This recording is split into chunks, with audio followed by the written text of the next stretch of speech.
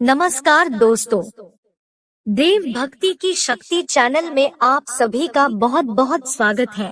आज मैं आपको एक राजा और रानी की बहुत ही सुंदर सीख देने वाली कहानी सुनाने जा रही हूँ। सालों पहले लखनपुर नाम के राज्य में भीमा नाम के राजा का शासन हुआ करता था। वह बहुत महत्वाकांक्षी था और अपनी प्रजा से बहुत प्यार करता था। उनके राज्य में चारों ओर खुशहाली थी, लेकिन राजा रानी खुद हमेशा दुखी रहते थे। उनके पास धन, दौलत, शोहरत सब कुछ था, लेकिन उनकी संतान न थी। संतान पाने के लिए राजा और रानी पूजा पाठ जब तक सब करके देख चुके थे, लेकिन कोई फायदा नहीं हुआ। एक दिन महर्षि के कहने पर राजा ने महायज्ञ कराने का फैसला किया। यज्ञ और भगवान के प्रताप से राजा को एक बहुत सुंदर कन्या की प्राप्ति हुई। राजा रानी के साथ पूरी प्रजा खुशी से झूमने लगी। राज्य में चारों तरफ खुशी का माहौल छा गया। राजा ने सारे नगर वासियों को पिता बनने की खुशी में भोज दिया। धीरे धीरे समय बीतने लगा। राजकुमारी बड़ी होने लगी। वह काफी सुंदर और गुणवान थी। राजा रानी उसे देखकर ही खुश रहने लगे, लेकिन एक दिन उनकी खुशी को मानो जैसे नजर लग गई। राजकुमारी बीमार पड़ गई। बड़े बड़े वैद्य, नीम हकीम सब इलाज में जुटे, लेकिन कोई फायदा नहीं हुआ। दिन प्रतिदिन राजकुमारी की हालत बिगड़ती जा रही थी। राजकुमारी के ऊपर कोई दवा असर नहीं कर रही थी। राजा को लगने लगा कि एक बार वे फिर निसंतान हो जाएंगे। एक दिन दूर देश से एक वैद्य राजा के महल पहुंचा। देखने में वह अजीब सा था और उसने ठीक तरह से कपड़े भी नहीं पहने हुए थे, जिस वजह से सैनिकों ने उसे राजमहल में प्रवेश करने से रोक दिया। वैद्य ने राजा से एक बार मिलने की बहुत गुजारिश करते हुए कहा कि मैं राजकुमारी को ठीक कर सकता हूँ, लेकिन किसी ने उसकी बात पर यकीन नहीं किया।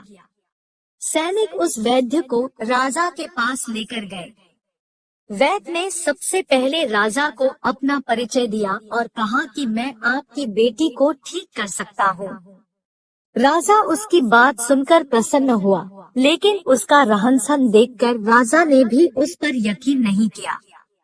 उधर राजकुमारी की तबीयत दिन प्रतिदिन खराब होती जा रही थी। इसलिए राजा किसी वैद्य पर यकीन नहीं कर पा रहे थे, लेकिन उस वैद्य का आत्मविश्वास देखकर राजा ने उसे एक मौका देने का फैसला किया। राजा ने वैद्य को बोला कि अगर राजकुमारी ठीक नहीं हुई तो अंजाम भुगतने के लिए तैयार रहना। इस पर वैद्य ने बोला ठीक है, लेकिन अगर राजकुमारी ठीक हो गई तो मुझे क्या मिलेगा? राजा ने कहा जो मांगोगे मिलेगा।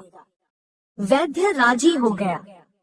राजा खुद उस वैद्य को लेकर राजकुमारी के पास गया। राजकुमारी बिस्तर पर बेजान सी लेटी हुई थी।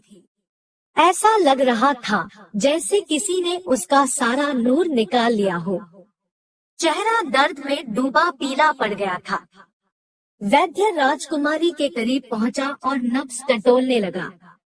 फिर उसने थैले से जड़ी बूटियों से तैयार दवा की पुड़ियां निकाली और राजकुमारी के मुंह में डाल दी। वैद्य ने राजा और रानी से बोला कि आपकी बेटी जल्दी ठीक हो जाएगी। वैद्य की बात सुनकर राजा रानी के मन में बेटी के ठीक होने की एक उम्मीद की किरण जाग उठी।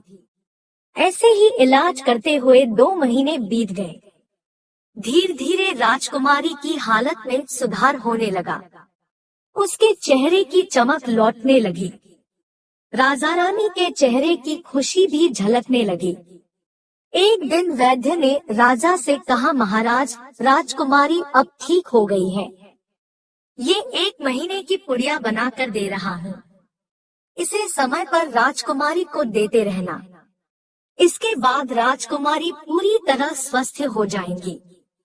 यह बीमारी दोबारा उनके पास भी नहीं भटकेगी। अगले दिन राजा ने वैद्य को अपने पास बुलाया और कहा कि वादे के मुताबिक मैं तुम्हें तुम्हारा इनाम देना चाहता हूँ। बताओ तुम्हें क्या चाहिए। वैद्य बोला, सोच लीजिए राजा जी, आप अपने वादे पर कायम रह पाएंगे। राजा ने बोला, तुमने मेरी बेटी को स्वस्थ किया है, बोलो क्या मांगते हो। वैद्य ने मुस्कुराते हुए कहा, आपका आधा राज्य और बेटी का हाथ। इतना सुनते ही राजा आग बबूला हो गया। उसने कड़कते हुए कहा, तुम होश में तो हो? अगर तुमने मेरी बेटी के प्राणों की रक्षा न की होती तो तुम अब तक यमलोक पहुंच गए होते। उसने सैनिकों को आदेश दिया कि इसे राज्य से बाहर निकाल दिया जाए। वैद्य कुटिलता से मुस्कुराते हुए वहां से चला गया। इस घटना के कुछ दिन ही बीते थे कि एक दिन फिर राजकुमारी की हालत बिगड़ गई। उसका शरीर नीला पड़ गया। आनन फानन में राजवैद्य को बुलाया गया। राजवैद्य ने बताया कि राजकुमारी को जहर दिया गया है। इसका तोड़ किसी के पास नहीं है। कुछ देर बाद राजकुमारी ने दम तोड़ दिया। पूरे राज्य में मातम छा गया। राजा रानी शोक में डूब गए।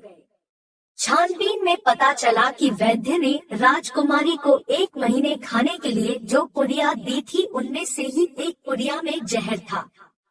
वैद्य को पहले ही शक था कि राजा उसकी बात नहीं मानेगा, इसलिए उसने एक पुड़िया में जहर भरकर रखा था। उसने सोचा कि अगर राजा शादी के लिए मान जाता है तो वह जहर वाली पुड़िया हटा देगा, लेकिन अगर नहीं माना तो इसकी सजा राजकुमारी को भुगतनी होगी। वैद्य की चाल कामयाब हो गई। कहानी से सीख, अगर किसी से कोई वादा किया है तो उसे पूरा जरूर करें।